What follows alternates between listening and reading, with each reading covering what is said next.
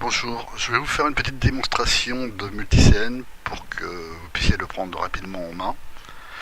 Donc multiscène, c'est un logiciel composé de trois parties. Une partie principale qui est le logiciel multiscène, une partie tableau de bord entièrement configurable. On peut rajouter des boutons, on peut ajouter des modules plugins comme ici un petit éditeur G-code ou un petit plugin pour gérer les télécommandes chinoises HB04. Très pratique. C'est pratiquement indispensable à mon avis. Donc sur la partie tableau de bord, on a les positions de la machine réelle, les positions par rapport à l'origine pièce, la position usinage, les déplacements, des vitesses de déplacement. Avec la télécommande, ça correspond aussi à un incrément sur la molette, donc qui doit s'afficher d'ailleurs sur la molette. Là, la gestion de l'usinage, on lance l'usinage, on fait une pause. Alors sur les pauses, on peut se déplacer, on peut reprendre une origine, et quand on appuie sur Start, on revient exactement à l'endroit où on était arrêté.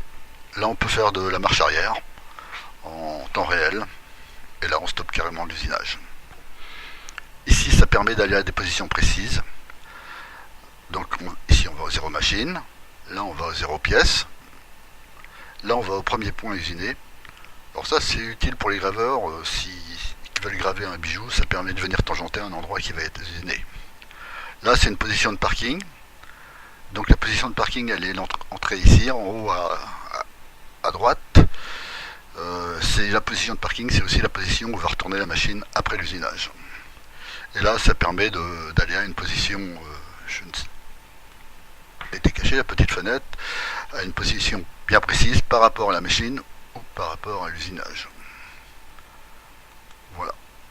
Là, c'est le palpage. Ça, on y reviendra peut-être un petit peu après. Donc là, c'est la taille de la machine. Là, elle est sous tension, c'est-à-dire qu'elle est prête à fonctionner. Donc si je fais mise hors tension, elle se met en défaut et elle n'est plus sous tension. Donc la première chose à faire, c'est de mettre notre machine en service. Donc on le fait ici avec pomme XYZ. On appuie dessus et normalement, là, les pommes se font. Moi, j'ai pas de machine, donc j'essaie de désactiver sur tous les axes. Une fois que les pommes sont OK, on a le petit voyant là qui nous indique que les pommes sont OK. Alors là, maintenant, on peut se déplacer. On a nos trois vitesses. Le Z. Et là, on fait ce qu'on veut. Alors pareil, sur la télécommande, on peut servir des touches de déplacement ou de la molette. Voilà. Donc ici, il y a le petit pourcentage, c'est le feed rate. Alors ça marche surtout avec la télécommande, donc on se met sur feed, il y en a qui connaissent, et ça permet de moduler la vitesse d'usinage en temps réel. Et c'est pareil, si vous gérez la vitesse de broche avec la sortie PWM, on peut faire varier la vitesse avec la molette de la télécommande. Sinon, il suffit de taper la vitesse ici, on tape 2 tours minute, et ça se valide tout seul. Tous les contrôles d'un multiscène se valident tout seul. C'est-à-dire que si ici je mets une vitesse de plongée de 10, je n'ai pas besoin de la valider, elle se valide toute seule. Ça évite les petites erreurs. A noter que les vitesses d'usinage qui sont rentrées directement dans multiscène peuvent être changées en cours d'usinage. C'est-à-dire que si en cours d'usinage vous vous rendez compte que la vitesse n'est pas bonne, on peut très bien la changer et elle est immédiatement prise en compte. Donc maintenant, pour importer un dessin, on se sert de la première touche, importer un usinage. Ces deux boutons permettent d'ouvrir des formats prioritaires de multiscène où il y a le dessin et les réglages. Donc ça sert pour certaines applications.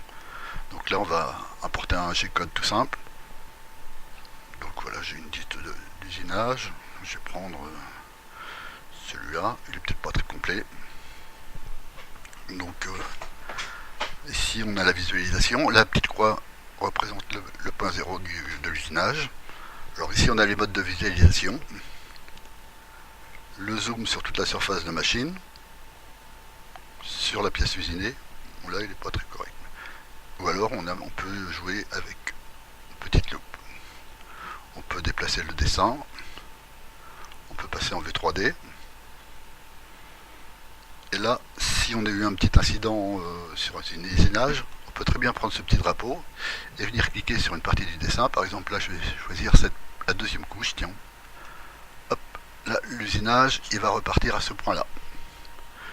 Donc, s'il y a eu une coupure de courant, vous avez cassé une fraise, vous pouvez pouvez reprendre l'usinage exactement où vous voulez. Après, il y a le petit drapeau à côté là qui permet d'annuler tout et de refaire tout. L'éditeur G-Code en principe permet de faire la même chose. Je vous l'expliquerai après. Donc une fois qu'on a importé notre usinage, il va falloir définir le point d'origine. Donc chacun fait comme il peut ou comme il veut. Donc là par exemple je vais déplacer ma machine ici, au centre de ma pièce. Et là je vais valider mon origine XY. Voilà, je sors un petit peu. Je vais peut-être me déplacer ici. Voilà. Je suis dedans. Donc après je peux faire seulement que le X ou que le Y de la même méthode. Je peux rentrer carrément les cotes ici si je veux. Voilà, 214 ça me plaît pas trop, je vais mettre 300 en X. Voilà, oui, effectivement je sors. Je vais mettre 250. Je sors encore. Je vais remettre, je sais plus combien j'ai, 220. Voilà, je suis dedans. Donc ça permet quelquefois de relever des positions bien précises. Quand on a un auto-centreur ou des choses comme ça, ce qui existe. Alors, pareil pour le Z, on va descendre, on va venir tangenter sa pièce. Hop, je descends mon Z et puis je fais origine Z. Donc là, vous voyez en position usinage, je passe à 0 évidemment. Là, je ne vais pas valider. Donc là, on a pris nos origines. L'origine, du Z, on peut la prendre sur la surface de la table ou sur la surface de la pièce. Donc après, si on gère ces fichiers G-code directement en surface de la pièce, c'est un peu compliqué, il faudrait voir le mode d'emploi pour bien comprendre comment ça fonctionne. Si on prend son origine sur la table, on peut ici indiquer une épaisseur de pièce. Alors c'est assez pratique quand on travaille avec plusieurs épaisseurs de pièces parce qu'on prend son origine sur la table et après on est tranquille. On a juste à changer son épaisseur pièce pour faire l'usinage. Multicène est beaucoup utilisé dans l'enseigne. Si on passe du PVC 20 mm à un plexiglas de 5 et une tôle alu de 2 mm, ça évite de reprendre l'origine à chaque fois, surtout quand on a une table à dépression. À la rigueur, on n'a pratiquement pas besoin de prendre son origine Z, si on a un palpeur, évidemment. Donc ici, on va avoir le débattement.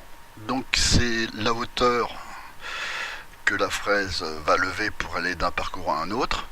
Alors vous allez me dire, ça existe dans le G-code. On peut aussi utiliser celui du G-code, évidemment. C'est une petite case à cocher. Ici, on va dans ISO. Et là, on fait prise en compte du Z sur les déplacements, débattements et dégagements. Et là, on a ISO. Là, on prend carrément les valeurs du fichier.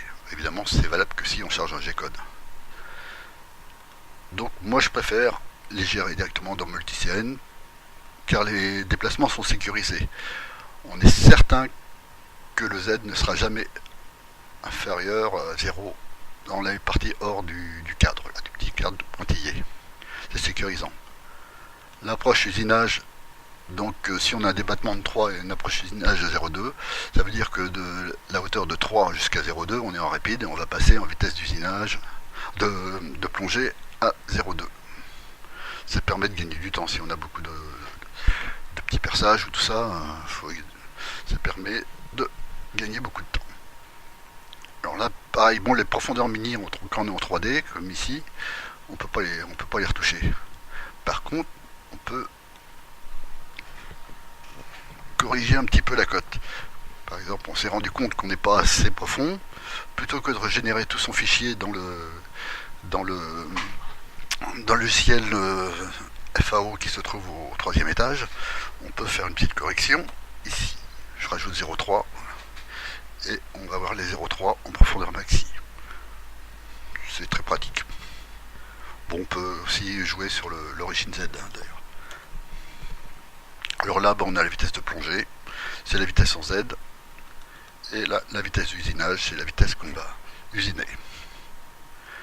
Alors là, pareil, si on veut prendre les vitesses qu'on a définies dans le fichier G-code, il suffit de cocher la petite case ici. Alors là, c'est pareil, si on travaille avec un changeur outil, c'est bien de prendre les vitesses du fichier G-code.